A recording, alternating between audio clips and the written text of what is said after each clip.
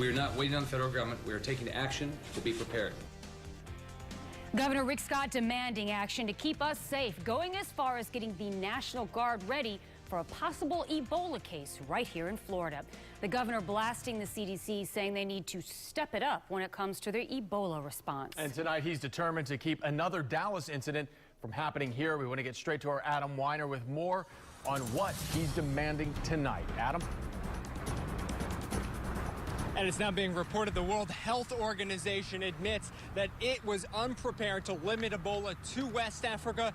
That, as Rick Scott is saying, the federal government is not doing enough either.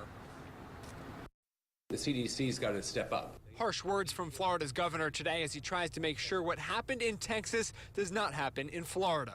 The CDC should tell us how Ebola was treated differently in Atlanta as compared to Dallas, and how that led to totally different outcomes for healthcare professionals in those two states. The governor also calling on Florida hospitals to do more to prepare. Of the 300 hospitals in the state, less than 50 had told the Florida Agency for Healthcare Administration they'd completed mandatory Ebola training programs. We have enough right now to take care of a patient, depending on how long the patient was here. At Sarasota Memorial Hospital this afternoon, the chief nursing officer explaining to Congressman Vern Buchanan their plan to keep their staff safe. And our staff's protection is #1 in the forefront, as well as caring for the patient.